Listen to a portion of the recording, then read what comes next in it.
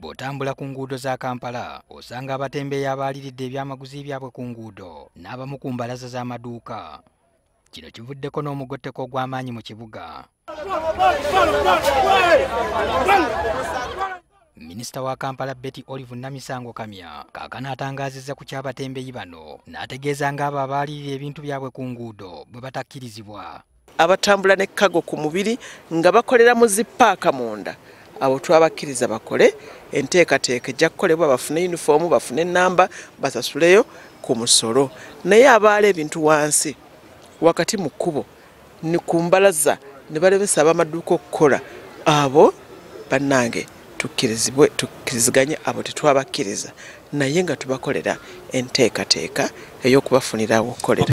Okwogera bino, Minisita Kamya abadde akwasibwa ebimotoka 3 ebiyoola kasasiro ebyatoneddwa eri KCCA okuva mu Baleeke Victoria Environmental Management Project.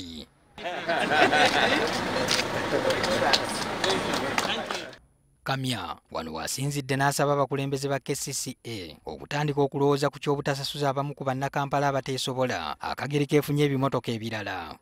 Bajja kulaba mu bitundu ebisingira ddala okubeeramu obwetaavu obw'abantu abateesobola kakati ate omugugu ogw'okusasula ssente kujja kuba gubagibwako. Mu nkola eriwo KCCA kuŋŋaanya kasasiro mu bitundu ebirimu abantu abateesobola ku bwereere ate waliwo ne kampuni ezaweebwa ttenda okuŋŋaanya nga zisasuza abantu gye zikuŋŋaanya kasasiro. Abantu bwe beesobola yeri kampuni zino nga ze muulira zi Home Clean, Nabugabo ne Consortium, Solid Waste Consortium be bakuŋŋaanyaayo. Akola nga Ssenkulu wa Kampala Andrew Kitaka atubuulidde n'omuwendo gw'ebimotoka KCCA bye yeetaaga singa eba yakuyoola kasasiro mu buli kitundu ky'ekibuga awatali kusasuza muntu nnusu yonna. 14 bye biri mu mbeera ennungi. Bwe tugattako bino bijja kuba 17. Kampala yeetaaga ebimotoka 65 singa KCCA yeba ekuŋŋaanya buli wamu. Bino bikoleddwa okutaasa ennyanja Nalubaale ku kasasiro ggwera mu nnyanja eno.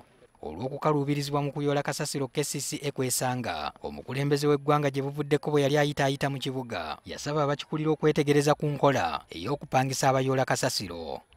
Minisita Betty Kamya atubuulidde we batuuse ku nsonga eno. Ekya President kitambula yatulagira okwetegereza enkola ey'okupangisa abayoola ebisasiro tu reportingire cabinet mu weeks 2 report ejja kuba etuuse mu cabinet. Patrick Senyondo, NTV Kusawemu.